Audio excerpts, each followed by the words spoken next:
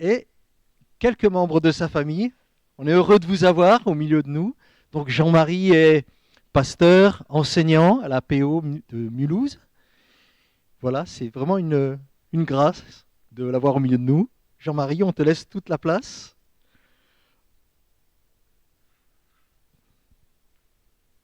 Sois béni et sens-toi libre d'apporter tout ce que le Seigneur a mis sur ton cœur. D'accord, merci beaucoup. Bonjour, comment allez-vous? Ça va bien? Bon, ça va. Ça va. Ça va aller, merci. Bon, c'est vrai, on aime bien. Je vous présente mon épouse, Brigitte. Voilà, il faut voilà, elle se lève. Nous avons été des membres de cette église, hein. Ça fait à peine, je ne sais pas, 50 ans. Non, un tout petit peu moins, un peu moins quand même. Un peu moins. Mais ouais, beaucoup, vous étiez encore en culotte courte, hein, et quelques-uns en pointillés. On était, mais c'est quand on était de l'autre côté, rue des 400 couverts. Hier, on y est repassé. On est passé devant. J'ai eu une petite bouffée de nostalgie devant la rue des 400 couverts. Voilà, c'est le temps passe, les choses. J'ai vu quelques visages des gens qui étaient de cette époque, Michel bien sûr, et puis Roger, Marie-Claude, hein. Et voilà, c'est la preuve qu'il existe des fossiles vivants.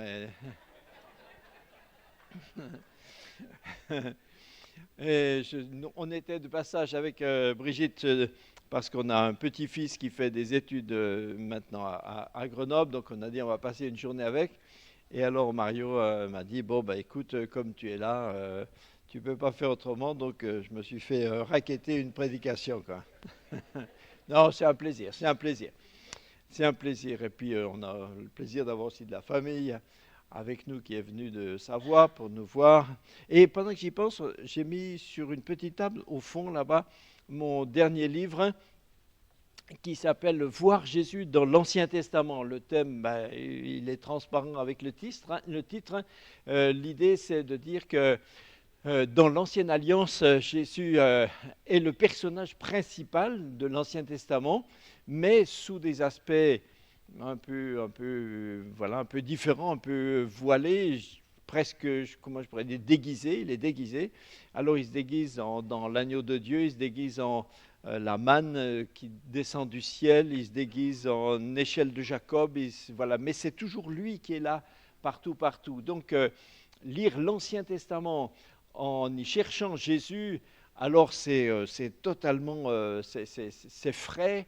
Et puis ça permet de rencontrer Jésus d'une façon nouvelle et donc de mieux le connaître, hein. Les évangiles, les 4 évangiles, c'est l'évangile, c'est le récit, c'est l'approche biographique, hein, c'est l'histoire de Jésus, la vie de Jésus. Les épîtres nous expliquent son œuvre, hein. mais, euh, mais l'Ancien Testament présente Christ aussi, mais alors d'une façon plus imagée, peut-être on pourrait dire des fois symbolique, hein, mais en tout cas comme des flashs, comme des choses qui touchent peut-être différemment, c'est moins rationnel souvent, mais ça touche plus même l'essence et l'affect, les émotions. Et connaître Jésus de toutes les manières possibles, bah, évidemment, c'est la preuve qu'on l'aime, hein, qu'on l'aime vraiment et qu'on veut le connaître, vivre avec lui, etc. Voilà. Donc, je vous présente mon dernier bouquin. Alors, ce matin, j'ai réfléchi, bien sûr, je dis qu'est-ce que je vais dire à tous ces braves gens. Et, et alors mon titre ce matin, c'est un thème que j'ai traité une fois à Mulhouse il y a, je sais plus, 2 ans à peu près. Et donc, ceci dit encore en passant, l'église de Mulhouse aime beaucoup la communion fraternelle qu'on a avec d'autres églises, comme la communion fraternelle est est nécessaire entre frères et sœurs partout, mais la communion fraternelle entre les églises locales, c'est aussi la vie, c'est aussi la vie normale du corps de Christ, et on est très content d'être dans cette sorte de rapport de complémentarité paisible, fraternelle, et qui nous font du bien réciproquement. Voilà, c'est vraiment un plaisir. Donc j'avais prêché là-bas une fois sur le thème qui est la foi. Le titre, c'est « La foi repose sur l'espérance de la vie éternelle ». Alors Denis a trouvé que c'était un long titre, hein, mais je le garde quand même. La foi repose sur l'espérance de la vie éternelle. Ça vous va? Oui, de toute façon, c'est ce que je vais faire. Hein, alors, donc, voilà. Alors, donc, la foi repose sur l'espérance de la vie éternelle. J'aurai quelques points. Alors, mon premier point, c'est d'abord la foi. La foi, qu'est-ce que la foi? Et la foi, c'est deux choses, enfin, à mon avis, je le définirais comme ça, c'est deux choses qui sont complémentaires et indispensables l'une à l'autre. C'est à la fois connaître et croire. La foi, pour les gens, pour le profane, souvent se résume à avoir la foi, c'est souvent être au courant d'un credo, d'un corpus d'informations qu'on a acquis, et voilà, alors on les croit valides, voilà. Alors ça, c'est juste vraiment un minimum, un préalable indispensable, mais évidemment, ça ne définit pas vraiment la foi en Jésus. La foi, bien sûr, inclut ce que nous croyons être vrai. Mais bien plus que ça, la foi en Jésus, c'est la relation qu'on a avec ce Dieu en qui on croit. C'est pas juste croire qu'il existe, par exemple.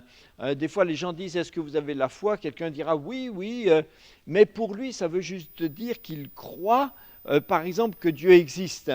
Mais croire en Dieu, c'est pas juste croire que Dieu existe. Des tas de gens croient que Dieu existe et ils n'ont aucune relation avec lui. Et ils n'ont pas du tout la foi.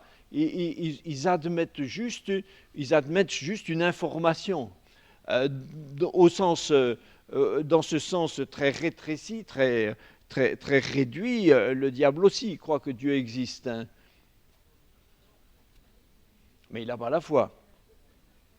La foi, c'est le type de la relation qu'on a avec Dieu sur la base de ce qu'on sait de lui. Mais c'est une relation.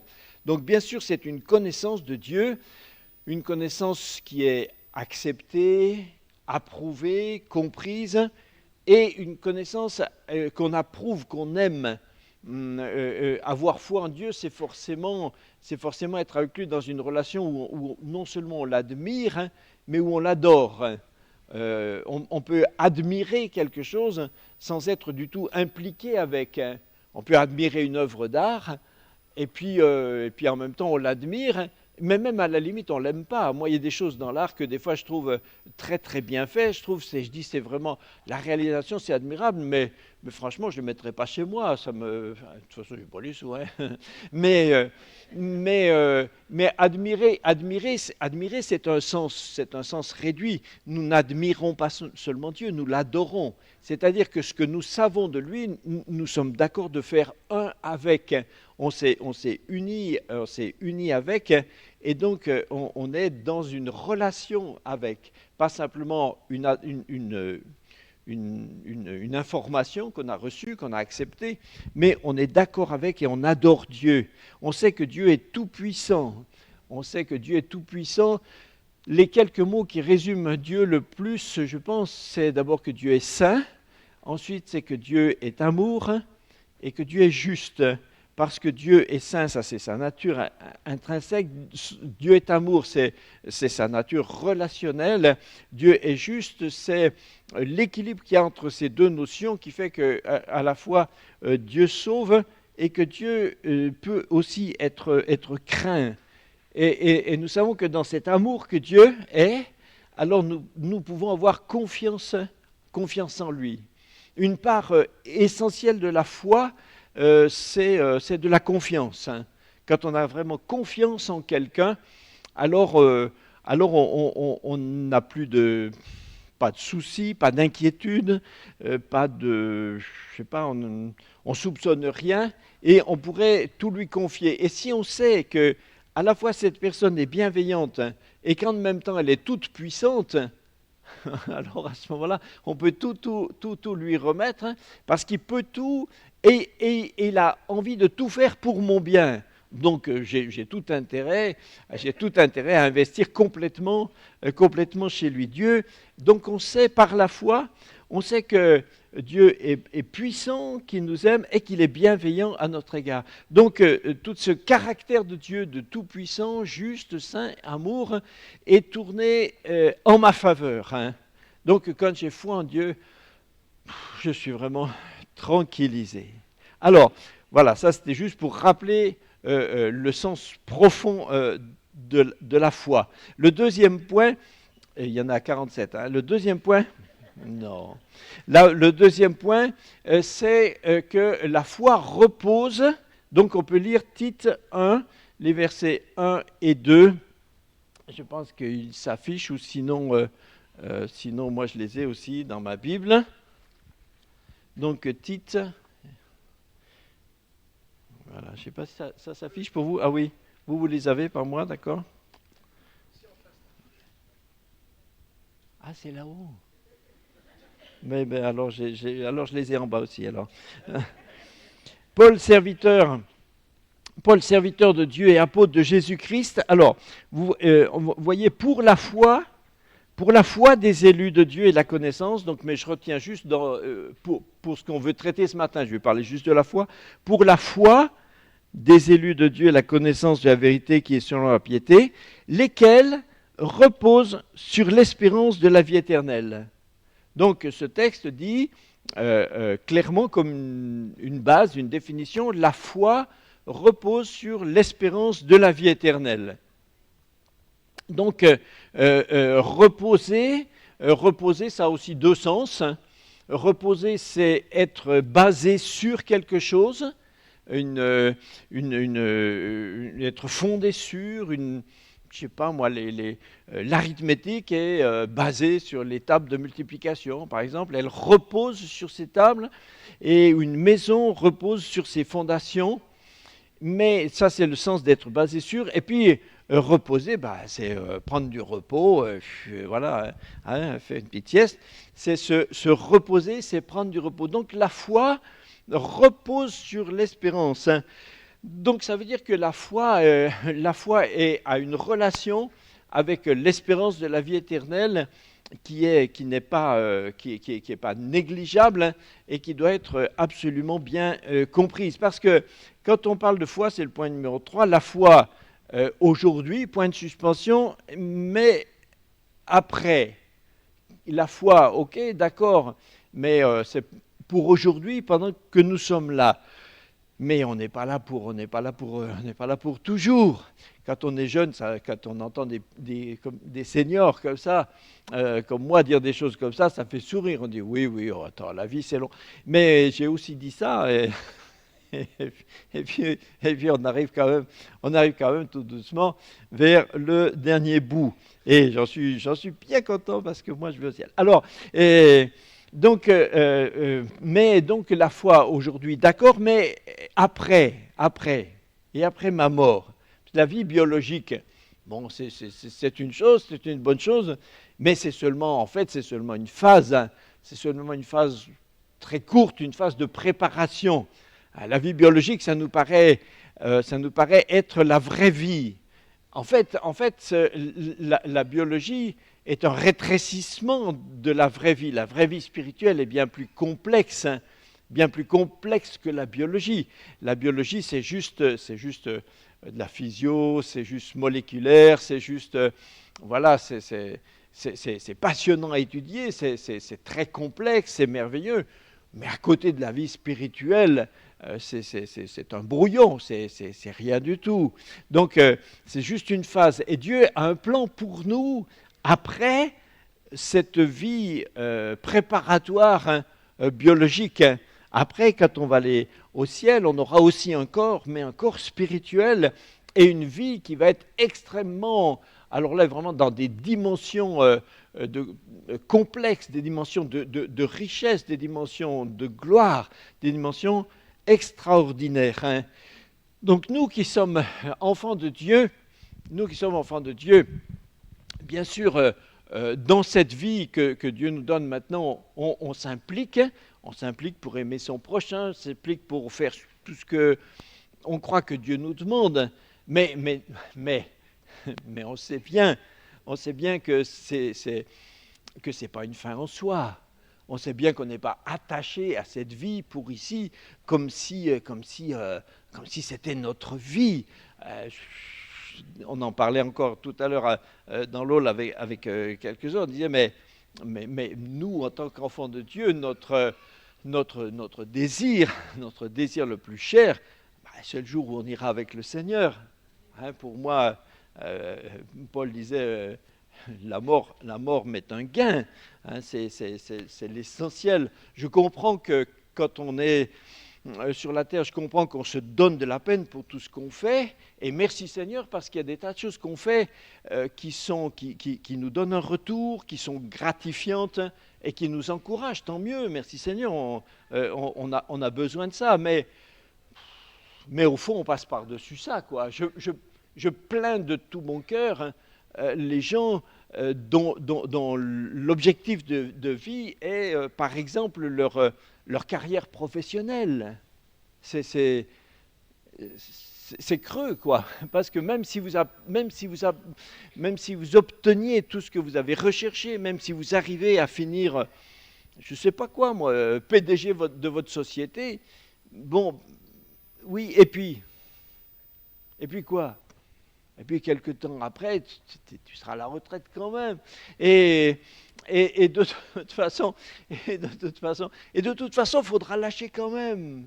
Et après, on se rendra compte un jour qu'on a poursuivi des buts comme si c'était des buts finaux et qui n'étaient que des conditions de vie, mais qui n'étaient pas vraiment la vie.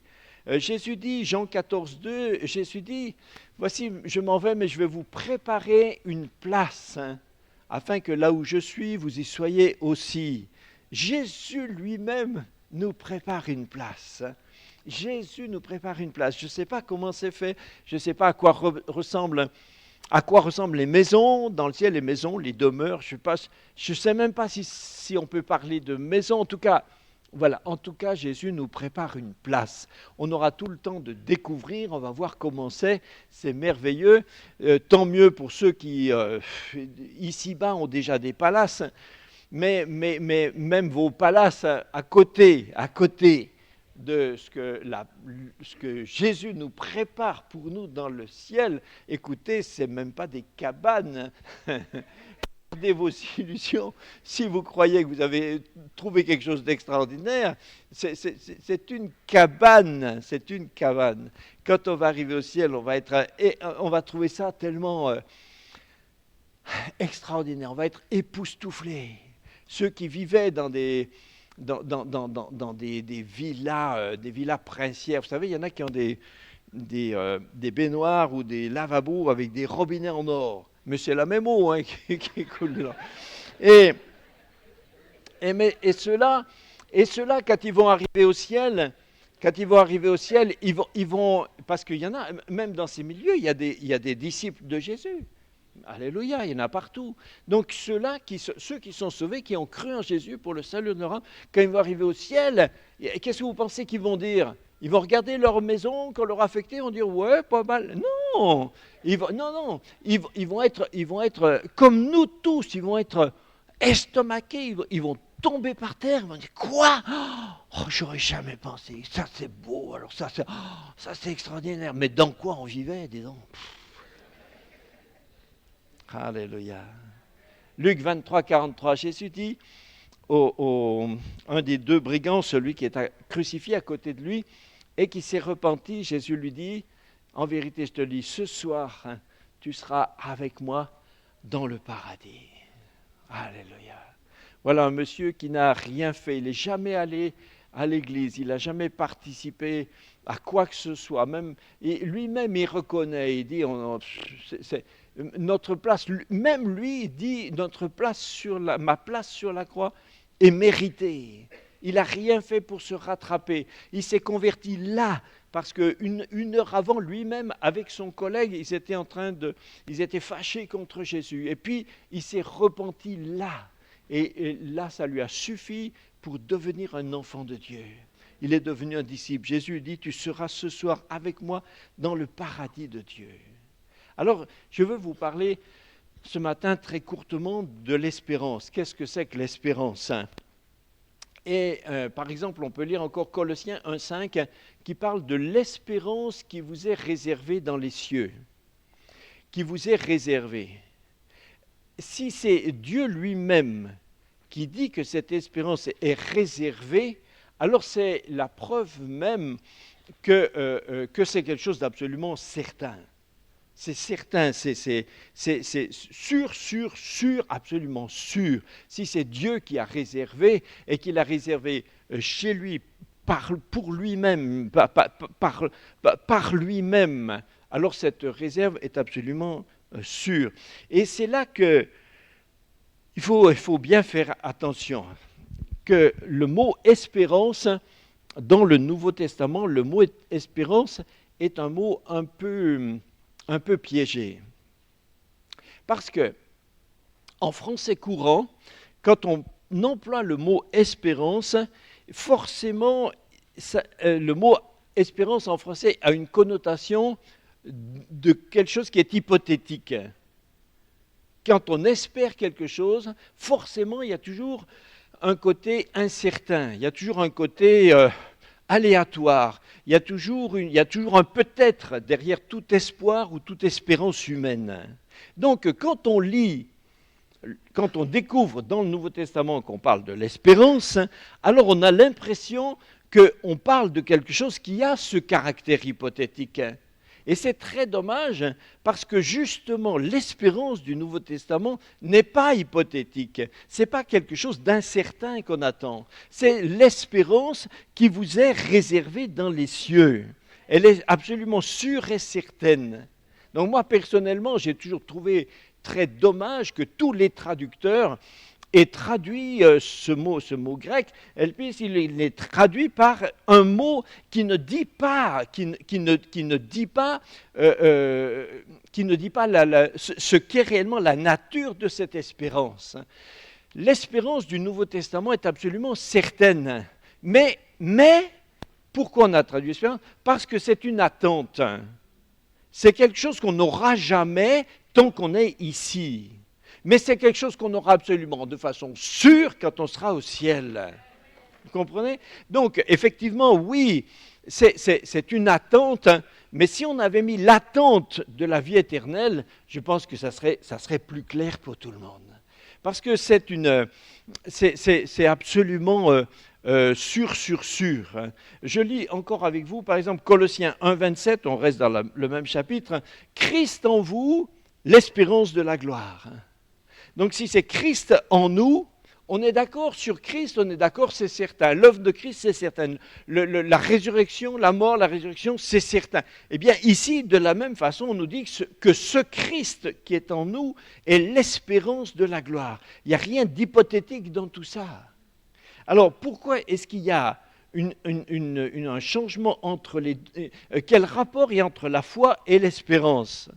Parce que je voulais juste vous démontrer aujourd'hui que la foi repose sur l'espérance. La foi repose sur l'espérance de la vie éternelle. C'est ce qu'on a dit en introduction. Donc quel rapport il y a entre la foi et l'espérance ? Alors, c'est tout simple. La foi, c'est la relation que nous avons avec Dieu qui nous met au contact, qui nous donne les promesses de tout ce que Dieu nous a donné pour ici-bas. L'espérance, c'est la même chose pour le ciel. Donc la foi, c'est pour maintenant, l'espérance, c'est pour après. C'est la relation qu'il y a entre la foi et l'espérance. Il y a des choses qui sont du domaine de la foi, il y a des choses qui sont du domaine de l'espérance. Quand Jésus nous promet que Dieu va prendre soin de nos besoins de tous les jours, c'est le Notre Père, Matthieu 6, le Notre Père, donne-nous notre pain quotidien. Vous connaissez ça, le Notre Père. Vous connaissez, il y en a qui le savent par cœur un peu, non? Non? En français je veux dire. Non, parce que dans le temps, nous, on l'apprenait en latin. Hein? Il y en a qui le savent encore en latin, non? Levez la main ceux qui le savent en latin. Oui, il n'y en a pas beaucoup, quand même. Hein? Et encore, il faudrait vérifier. Bon, alors, Pater Noster. Bon, alors, dona nobis pacem. Donne-nous notre pain. Donne-nous notre pain quotidien. Si Dieu nous demande, si Jésus nous propose de demander à Dieu, nous en avons conclu à juste titre que c'est une promesse d'exaucement. Jésus dit, ce sont les païens qui se font du souci pour ces choses. Donc, nous avons, par la foi, dans la foi, nous avons par exemple la promesse que Dieu prend soin de nos besoins quotidiens. Ça, c'est du domaine de la foi. Au ciel, on n'aura plus besoin de ça. Au ciel, on n'aura plus besoin de foi. La foi n'existera plus. Parce que tout ce en quoi nous avons cru, tout ce en quoi nous avons eu foi, nous l'aurons reçu. Donc voilà, on n'aura plus besoin de foi. Donc ça, la foi, c'est la promesse, l'acquisition, la réception de toutes les choses que Dieu nous a promises pour cette vie. Et l'espérance, c'est les promesses de Dieu pour le ciel. Il y a des choses qui sont du domaine de l'espérance. Par exemple, le Nouveau Testament nous promet que nous allons recevoir un corps glorifié quand Jésus sera revenu. Ok, ça fait partie de l'espérance. Personne de son vivant, personne n'a jamais reçu un corps glorifié. Personne, et ça n'arrivera jamais. Parce que ce n'est pas du domaine de la foi, c'est du domaine de l'espérance. Mais en disant que c'est du domaine de l'espérance, on n'est pas en train de dire que c'est incertain. On est en train de dire que c'est sûr et que c'est sûr pour le ciel. Mais donc c'est sûr, sûr. Vous avez des promesses pour le ciel qui sont fantastiques. Jésus dit, par exemple, Jean dit que nous serons rendus semblables à lui lorsque nous le verrons tel qu'il est. Vous imaginez? Quand on se regarde soi-même comme on est, et on se dit, je serai rendu semblable à lui. Mais c'est incroyable. C'est incroyable. Dans tous les domaines. C'est physique, moral, spirituel. Dans tous les domaines de tout ce que nous sommes, toute notre complexité, tout va être changé, transformé. Mais ça, c'est pour le ciel. C'est pour le ciel. Il y a beaucoup de gens qui, toute leur vie, ont eu des problèmes avec des problèmes avec son lui-même. Il y a des gens qui ont souffert toute leur vie de trucs bidules qui les ont handicapés par exemple dans leur nature physique. Des handicaps, des difficultés, ne serait-ce qu'il y a des gens qui se sont trouvés pas beaux. Ça leur a fait du mal, hein. Ça leur a fait beaucoup de mal. Mais lorsque nous arriverons au ciel, nous allons être changés, transformés, et nous serons rendus semblables à lui. Plus de handicap, plus de difficultés, plus de trucs bidules qui ne marchent pas. Tout va être, on va être beau, on va se regarder les uns les autres, dire, vous êtes déjà pas mal, hein, je veux dire, c'est pas ça. Mais après, le ciel, c'est fantastique. Donc, voilà, donc il faut bien comprendre que la foi et l'espérance sont deux réalités qui sont totalement dépendantes l'une de l'autre, qui sont indissociables, mais qui ne recouvrent pas le même temps. La foi et l'espérance, c'est comme une feuille de papier avec un recto et un verso. Vous ne pouvez pas avoir une feuille de papier qui n'aurait pas un recto et un verso. Mais les deux sont inséparables. Vous ne pouvez pas les séparer l'un de l'autre. Cette feuille ne serait plus une feuille, elle n'existerait plus. Une pièce de monnaie, c'est pile et face. Mais autant il y a pile, autant il y a face. Les deux sont indispensables, mais ne se rejoignent pas, mais ne peuvent pas être séparés. Nous avons la foi aujourd'hui, et cette foi repose sur l'ensemble des choses que nous attendons de Dieu pour la vie éternelle. La foi repose sur l'espérance de la vie éternelle. Et c'est pourquoi la foi sans la vie éternelle, la foi n'a pas de sens. Imaginez que quelqu'un puisse avoir la foi sans croire à la vie éternelle. Je ne sais pas comment dire, c'est vide de sens, c'est une blague.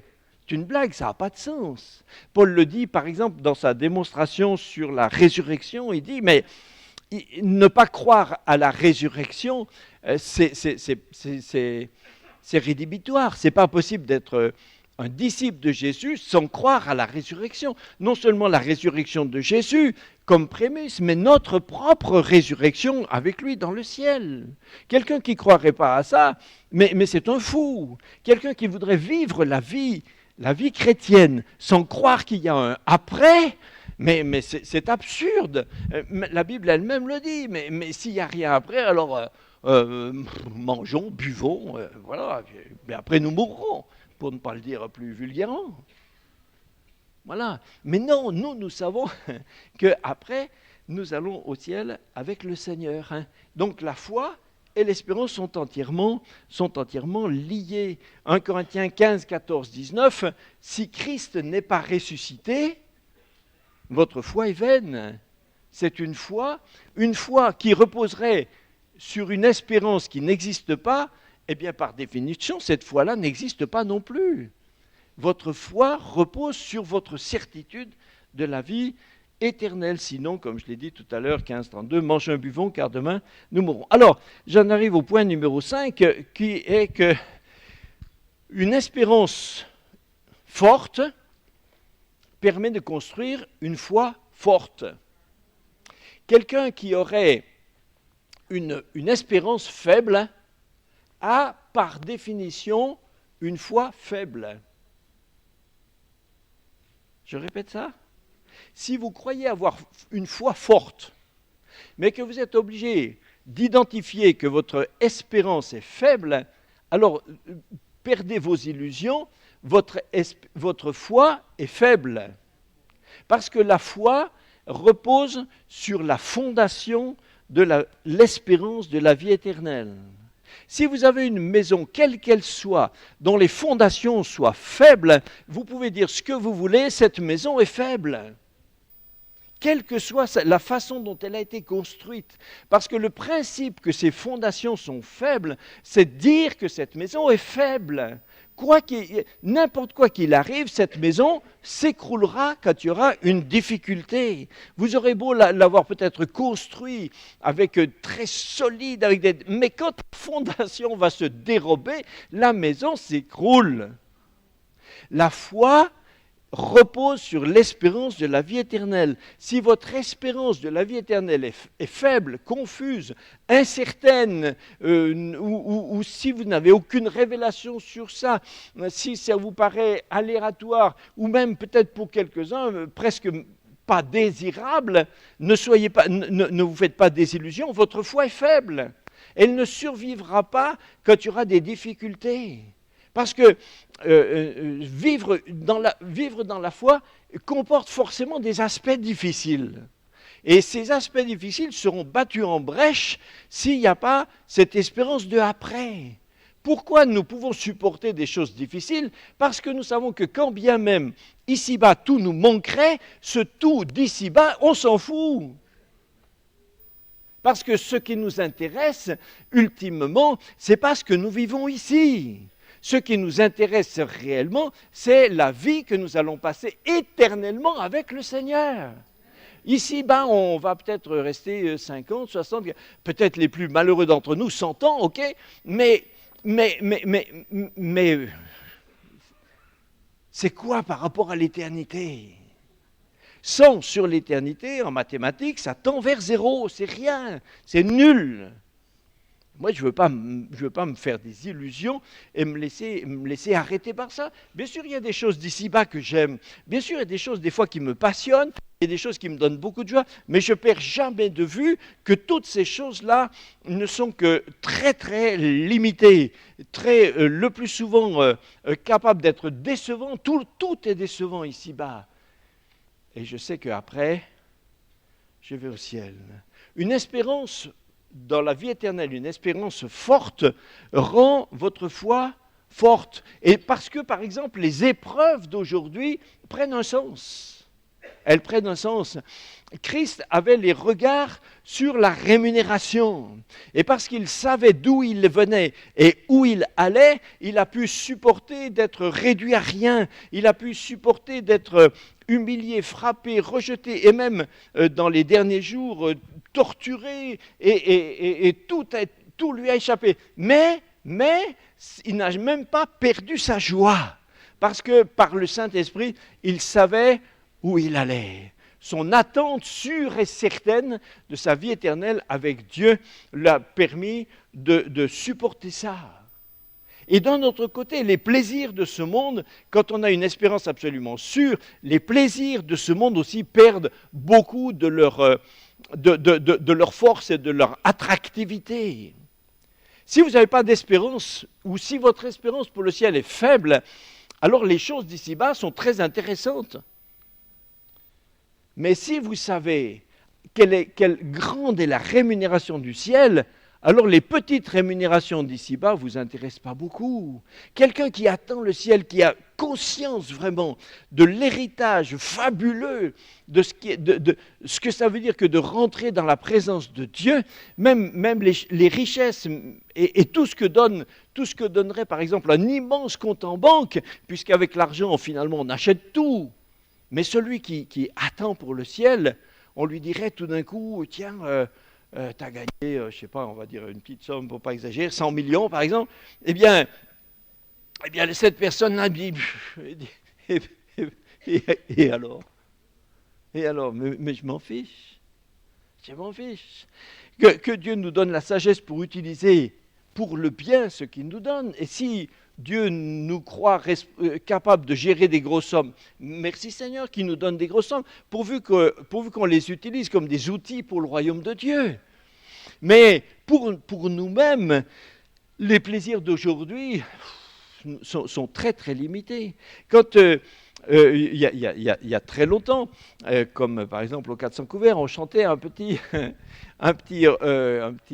cantique qui disait « Au caillou du torrent, jette tous tes biens, et le Dieu Tout-Puissant te offrira les siens. » On peut renoncer à beaucoup de choses si on sait qu'on a plus. Si on sait qu'on a plus, on lâche. Comment vous faites un chien ronge un os? Vous voulez lui prendre son os, qu'est-ce qu'il faut faire? Offrez-lui un beefsteak qui lâche son os. Comment est-ce qu'on va arrêter de ronger nos os? On va arrêter de ronger nos vieux os si on sait que nous avons la vie avec le Seigneur. Imaginez qu'un patron propose à ses employés, leur dit, écoutez, je vous donne le choix. Si vous voulez, à la fin du mois, je vous donne une prime. Je vous donne une prime à la fin du mois, de ce mois-ci, 20 €, ou 1 million dans un an. Qui c'est qui prend les 20 €? Personne, tu dis, hey, tu m'as vu, hein? Ça va, oui, c'est pas marqué, hein? Bon, alors, donc tout le monde attend, mais c'est pareil avec nous. Est-ce qu'on va se laisser tromper par les primes ridicules que le monde veut nous offrir, si on les compare à la fortune colossale que nous aurons dans le ciel, parce que nous sommes héritiers de Dieu. Si on est fils, on est héritier. Les fils sont héritiers. Notre papa, c'est le Dieu de l'univers. Hein. Et nous sommes les héritiers de notre papa. Il vaut bien mieux être héritier de son papa dans le ciel que d'avoir un tonton en Amérique, hein, qui tout d'un coup... Non, mais c'est arrivé des fois, c'est arrivé à des gens. Hein. Non, mais il y a des types, alors eux, ça leur est tombé dessus comme ça, et tout d'un coup, ils reçoivent un courrier officiel d'un notaire, machin, qui leur dit, votre tonton... ah oui, un tonton, oui, tu sais, c'est le type qui était raté, il est parti là. Oui, mais il a fait fortune. Il a fait fortune dans le pétrole. Il ne sait pas quoi faire, il t'a laissé son héritage. Et tout d'un coup, paf, il tombe, tout d'un coup, une brouette de millions de dollars, comme ça, ouais, bon, écoute, mais j'aime mieux être héritier de mon papa dans le ciel. J'aime mieux, c'est sûr, c'est magnifique. Hein. Et je crois, je vais vous dire franchement, je pense que beaucoup de chrétiens, aujourd'hui, ont une vision assez juste de ce qu'est la foi. Et puis, il faut dire légitimement, mais on en parle souvent. Donc, beaucoup de gens savent réellement qu'est-ce que c'est, ce qu'est la foi. Et Paul dit, par exemple, dans 1 Corinthiens 13, il dit, maintenant donc 3 choses demeurent, la foi, l'espérance et la charité. Alors, je crois que beaucoup de gens savent ce qu'est la foi, comme je l'ai défini tout à l'heure, ok. La charité aussi, ou l'amour, il me semble aussi que c'est assez connu, beaucoup de gens savent tout ça, ou en tout cas on sait ce que ça devrait être, on essaie de faire des progrès, bon, mais ça c'est clair. Mais je crois que peu de chrétiens savent pourquoi Paul a dit, dans ces 3 choses fondamentales, pourquoi il a dit la foi, l'espérance et la charité. La foi et la charité, ok, mais l'espérance, ils ne savent pas ce que c'est. Et même pire, certains ont l'impression que se préoccuper de ça, c'est comme si proportionnellement on s'occupait moins des choses d'ici-bas, ou comme si on marchait en vue d'une espèce comme si on marchait que pour la récompense. Hein. Vous savez, comme quand on dit quelqu'un qui marche derrière la carotte. Mais c'est Jésus lui-même qui nous a dit de regarder les choses comme ça. C'est Jésus lui-même qui nous a parlé. Par exemple, c'est un des thèmes transversaux du sermon sur la montagne. Et votre récompense sera grande dans le ciel. Et votre récompense sera grande dans le ciel. Et votre récompense sera grande dans le ciel. C'est pas marcher derrière la carotte, c'est marcher dans les valeurs du royaume de Dieu. Il me semble que beaucoup de disciples n'ont qu'une vision de l'espérance du Nouveau Testament, l'espérance de la vie éternelle, n'ont qu'une vision floue, vague, incertaine. Et du coup, les choses d'ici-bas leur semblent toujours très, très intéressantes. Les choses d'ici-bas leur paraissent très, très attractives.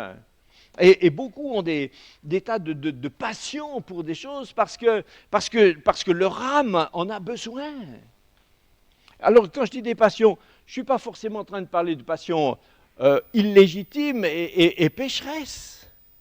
Il y a des choses qui sont sur la terre qui sont très intéressantes. Moi, je comprends, si vous avez l'occasion et si vous avez les moyens et tout ça, ok. Mais bon, il y a des gens qui voyagent beaucoup, qui vont ici, là, sur la terre, et on voit des choses merveilleuses. Moi, je le dis souvent, j'aurais aimé, une fois dans ma vie, j'aurais aimé voir les chutes du Niagara. Bon. Qui est déjà allé voir les chutes du Niagara? C'était bien? C'est pas mal, hein? Bon, écoutez. Alors des fois, ça me reprend. Et puis je sais que j'irai pas. Mais après, quand j'y réfléchis, je dis, mais Jean-Marie, laisse tomber. Laisse tomber, c'est pas grave. Le ciel est bien plus beau que ça. Et je vais avoir l'éternité pour voir, contempler, visiter des choses 1000 fois, des millions de fois plus belles, plus extraordinaires que tout ce que je pourrais voir ici sur la terre. Sans difficulté, sans limitation. Et parce que comprenez, Parce que le ciel est un vrai endroit. Le ciel est un vrai endroit, c'est une vraie, c'est pas juste une condition, c'est pas juste une condition c'est pas juste une condition de non-agression. Le ciel ne se définit pas seulement en termes de il n'y a pas, il n'y a pas, il n'y a pas. Le terme, c'est surtout ce qu'il y a qui nous intéresse. Bien sûr, il y aura plus de pleurs, de larmes, de douleurs. Et déjà rien que ça, si vous imaginez, si on pouvait imaginer un monde dans lequel il n'y aurait plus de causes de pleurs, de larmes, ça veut dire plus d'agression, plus de violence, plus de divorce, plus de trahison, plus de maladie, plus de deuil, même notre pauvre vieux monde là, sur lequel on est là. Si on enlevait tous ces facteurs-là, mais vous imaginez déjà on dirait, mais c'est le paradis terrestre. Mais le paradis terrestre, c'est que dalle à côté du ciel. On va au ciel. Et dans le ciel, les choses qu'on va trouver dans le ciel sont d'une dimension, d'une beauté, sont tellement, tellement extraordinaires. Je ne sais pas si c'est un endroit au sens, comment on dirait aujourd'hui, géographique ou physique. Je ne sais pas si c'est de la matière ou quoi, je ne sais pas. Mais je sais que c'est un vrai endroit. Le Seigneur a des fois permis que des gens soient passés, vous savez, on fait quelquefois des expériences de mort imminente.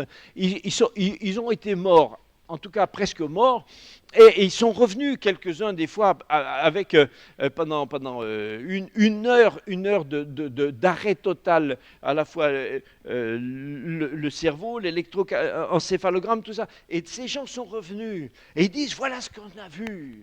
Et ils vous racontent des choses qui sont merveilleuses. Le ciel est un vrai endroit. Jésus lui-même a dit je ne boirai plus de ce fruit de la vigne jusqu'à ce que j'en boive avec vous du nouveau dans le royaume de mon Père. Dans le ciel, il y a du vin, il y a des vignes. On sera accueillis avec les anges qui sont là, les palmes à la main. Il y a des palmiers. C'est un vrai endroit.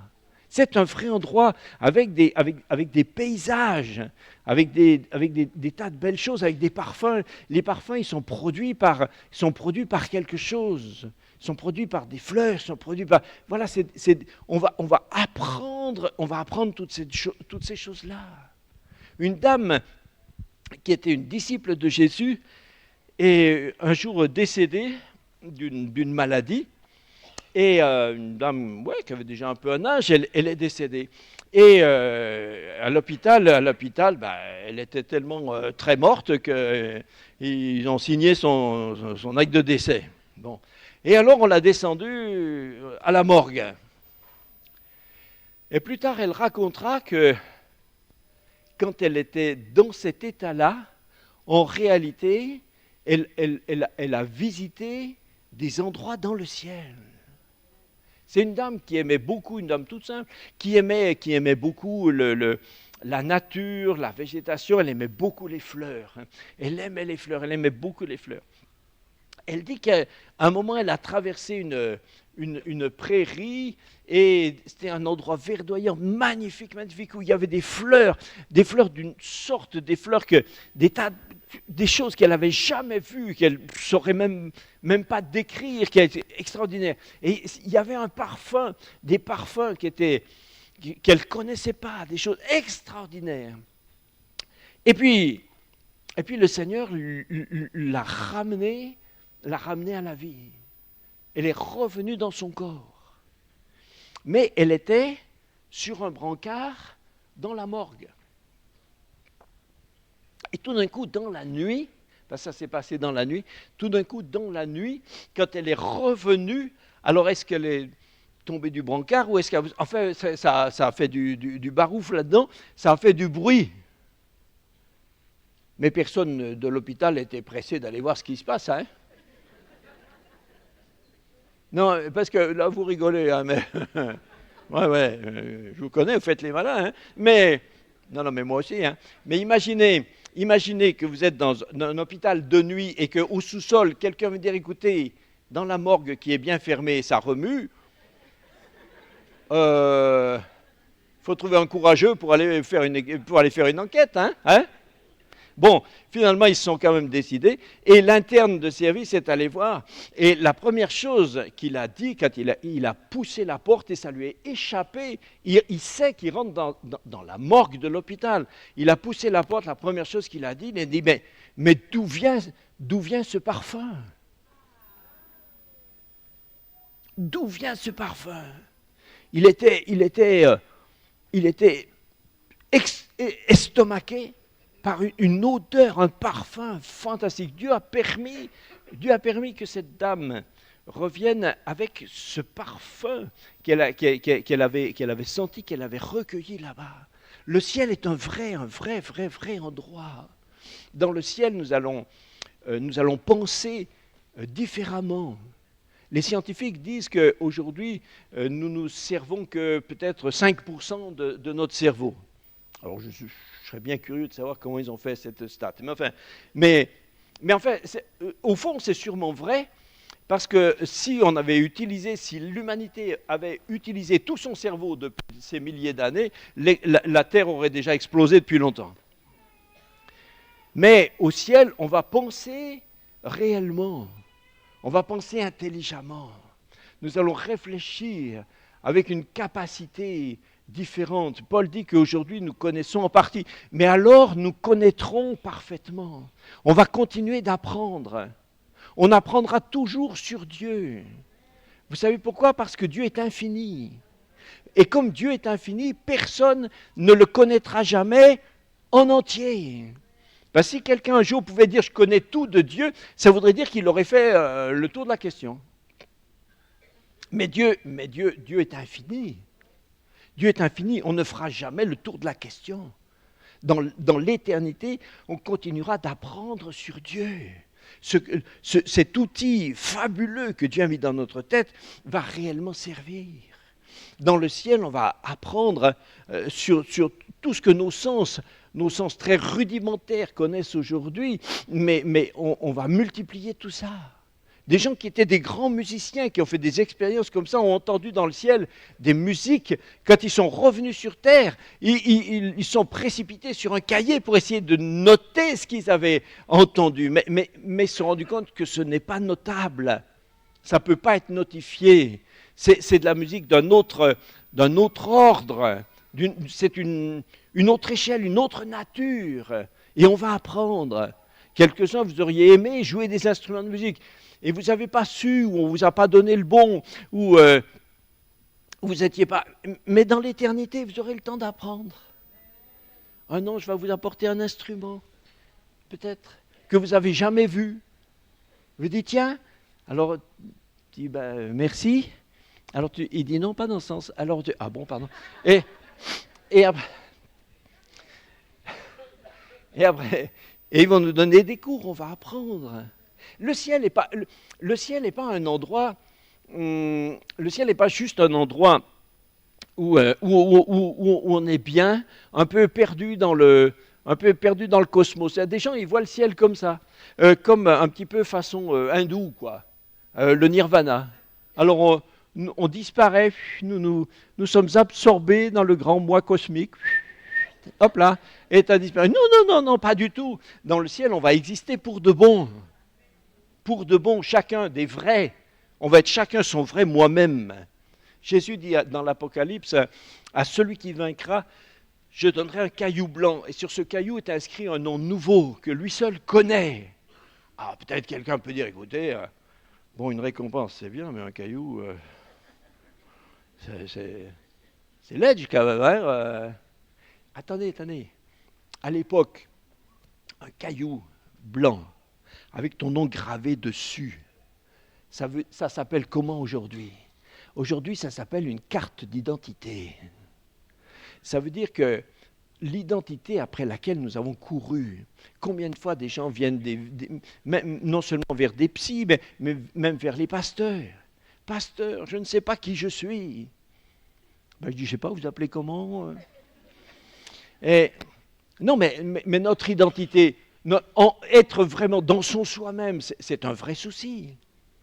Mais au ciel, en arrivant, nous rentrons dans l'accomplissement, dans la réalisation totale de notre identité.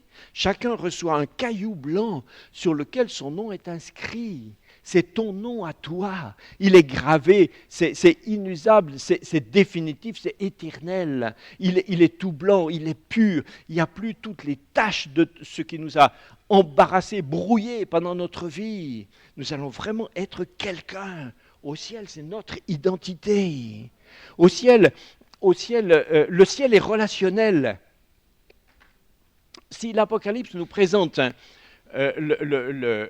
le monde, l'Éden, le paradis de Dieu, sous cette image extraordinaire d'une ville, la nouvelle Jérusalem céleste qui descend du ciel auprès de Dieu.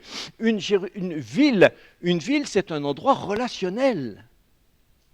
Une ville, c'est pas un tas.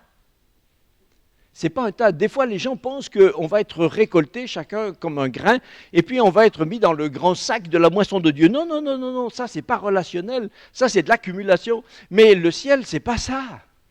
Le ciel, c'est une ville.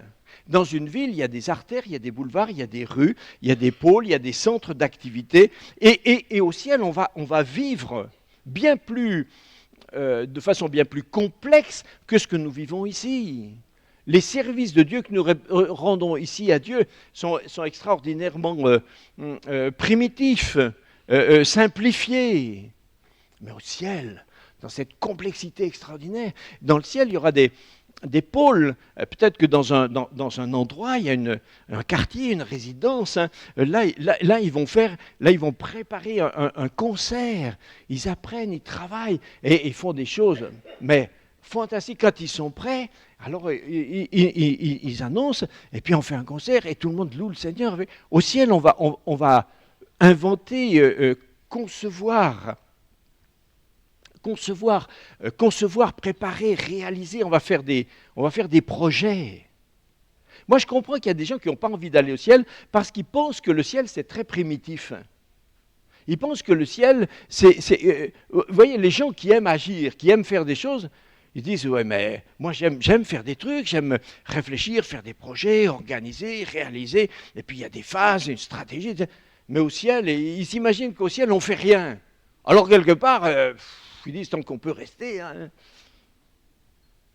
Quand j'étais gamin, le ciel, je croyais que le ciel, l'image que j'avais du ciel, c'est une image d'Épinal où j'imaginais le paradis comme quand, pour ceux qui ont des fois voyagé en avion, vous voyez, des fois par les hublots, vous voyez la mer de nuages.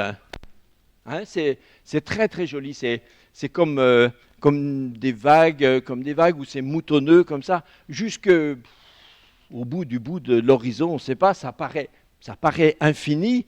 Alors moi je m'imaginais, quand j'étais petit, hein, je m'imaginais le paradis comme ça, je m'imaginais une espèce de grand espace, tout comme du coton, comme ça, tout blanc comme du coton, et tous les rachetés étaient là, posés sur le coton.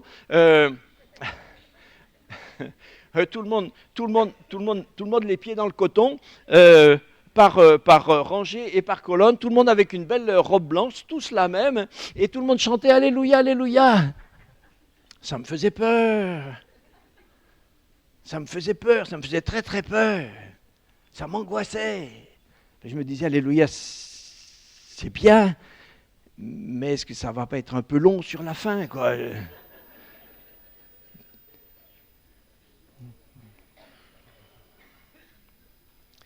Mais le ciel n'est pas comme ça.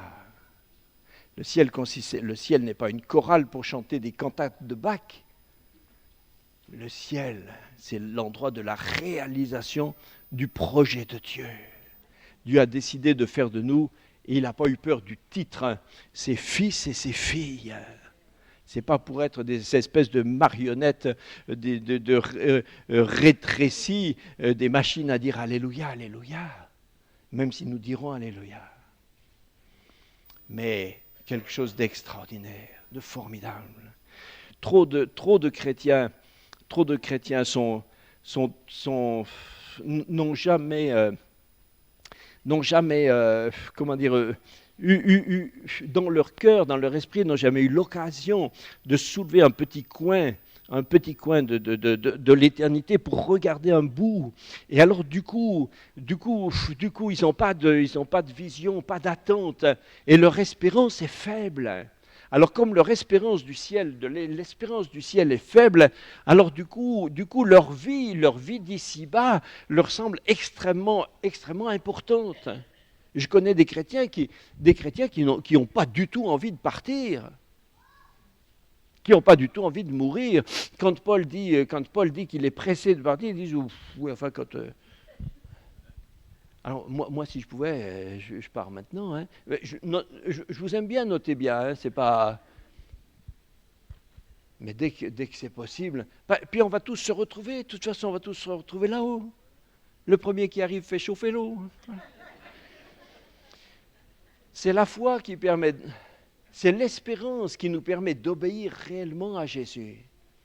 C'est cette espérance qui nous donne la force.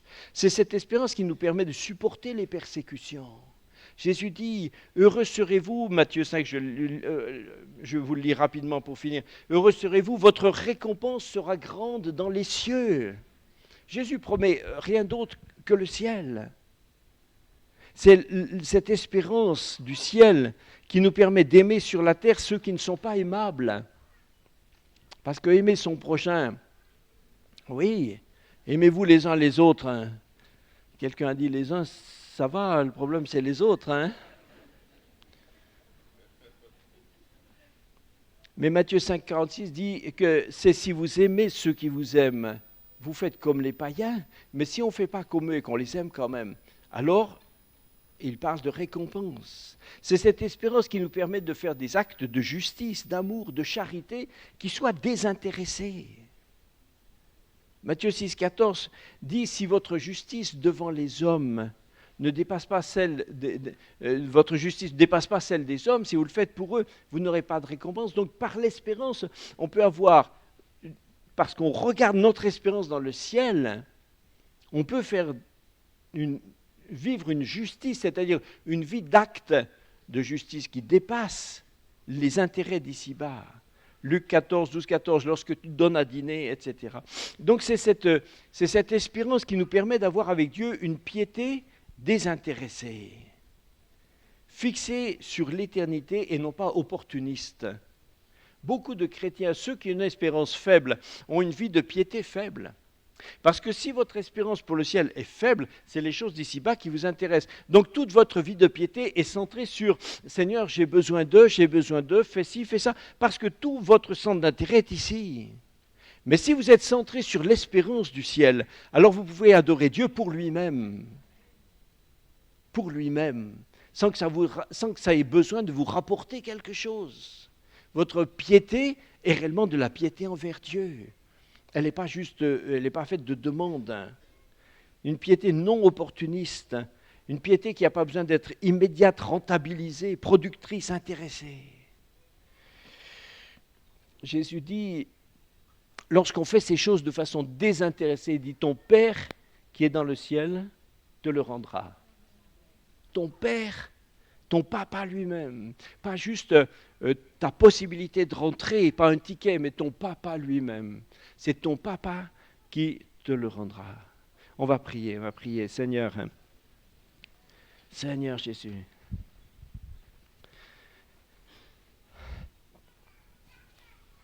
Seigneur Jésus, Seigneur Jésus. Seigneur Jésus, tu es descendu de ce ciel de gloire.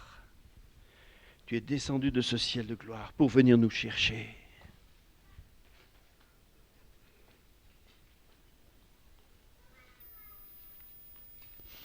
Tu as pu le faire, Seigneur, tu as pu venir, parce que tu savais que ton espérance était entière, parce que tes yeux étaient sur la rémunération.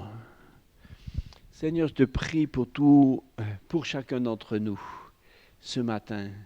Je te prie pour que nous puissions ne pas nous laisser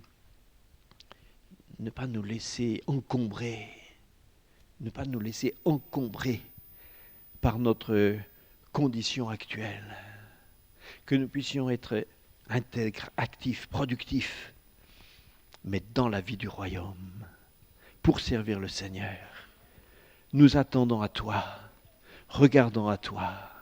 Quoi qu'il arrive, rien ne met en cause notre attente, notre certitude. Seigneur, je te prie pour que ceux pour qui ces choses sont encore aujourd'hui, sont floues, sont aléatoires, incertaines, bizarres presque. Je te prie, Seigneur, qu'il y ait une véritable révélation maintenant. Esprit Saint, tu as dit que c'est toi qui conduis dans la vérité. C'est le Saint-Esprit qui conduit dans la vérité. Seigneur, tu as dit que c'est l'onction qui révèle. Seigneur Jésus, toi-même, tu as soufflé sur tes disciples pour qu'ils reçoivent la compréhension des Écritures. Aussi, je te prie maintenant de souffler sur nous ce matin, dans cet auditoire, pour que cette vision fantastique du ciel puisse grandir dans les cœurs de chacun. Que la foi de tous les enfants de Dieu, ici dans ce lieu, soit une foi solide, parce que basée sur une fondation solide. Je te prie que leur foi repose sur l'espérance, sur la certitude, sur l'attente de la vie éternelle. Merci Seigneur, bénis-les. Je te prie Seigneur pour ceux pour qui les conditions de vie particulièrement sont difficiles. Certains vous vivez dans des conditions de vie difficiles et vous trouvez, et vous avez raison, vous trouvez que vos conditions de vie sont difficiles, que la vie a été, vous avez dit, cruelle avec vous. Et je ne sais pas ce qui peut être changé, transformé aujourd'hui dans votre vie, mais je prie que le Seigneur vous permette aujourd'hui de regarder vers l'arrivée, que vous puissiez être fondés sur le plan de Dieu, le but de Dieu, la réalisation de Dieu qui ne manquera pas de s'accomplir pour vous. Vous rentrerez dans le paradis de Dieu grâce à Jésus-Christ. Les anges vous accueilleront à l'entrée et vous allez rentrer et vous foulerez la nouvelle Jérusalem céleste et vous verrez les rues pavées d'or. Vous verrez l'éclat de Dieu qui brille tout le temps dedans. Vous serez imbibés de cet amour de Dieu qui va vous imbiber totalement. Et tout ce que vous ferez sera rempli de cette condition de la présence intime de Dieu en vous. Et vous oublierez tout ça. Seigneur, merci pour cette révélation. Merci pour cette révélation. Fais-nous connaître ces choses. Seigneur, nous ne voulons pas vivre comme si nous étions d'ici. Nous sommes pèlerins, voyageurs. Nous sommes juste ici, sous des tentes. Nous sommes des nomades. Mais nous attendons la rédemption du ciel, la résurrection de Christ. Nous attendons de le voir, voir Jésus, pour être rendus semblables à lui lorsque nous le verrons tel qu'il est. Alléluia. Merci Seigneur. Bénis cette Église, Seigneur. Bénis-les. Merci. Au nom de Jésus. Amen. Amen.